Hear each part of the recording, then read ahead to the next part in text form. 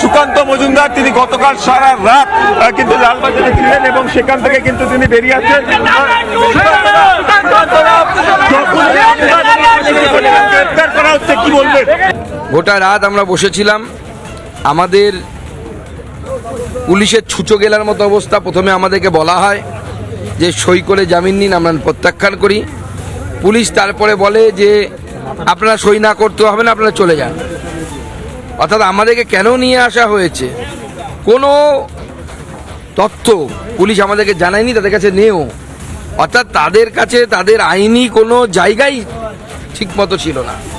শুধু তাই নয়, তার সাথে সাথে আমরা যখন বলি যে আমরা সই করব না এবং আমরা বলি যে কোর্টের সামনে আমাদেরকে পেশ করা হোক, আমরা কোর্টে গিয়ে বলবো, মহামান্য আদালতের কাছে বলবো, শুধু গ্রেপ্তার নয়, তার সাথে আমাদের মা বোনেদের উপর এই যে একের পর এক ঘটনা ঘটছে, যখন সরকার ঘুমিয়ে থাকে, যখন মুখ্যমন্ত্রী ঘুমিয়ে থাকে, যখন পুলিশ ঘুমিয়ে থাকে, তখন কাউকে না কাউকে জাগতে হয়।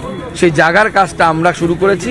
গোটা পশ্চিমবঙ্গবাসীর কাছে আবেদন থাকবে, আমরা সবাই মিলে আসুন, জাগি, রাত জাগি, তবে এই বাংলাকে বাঁচাতে পারবো, এই পশ্চিমবঙ্গকে বাঁচাতে পারবো।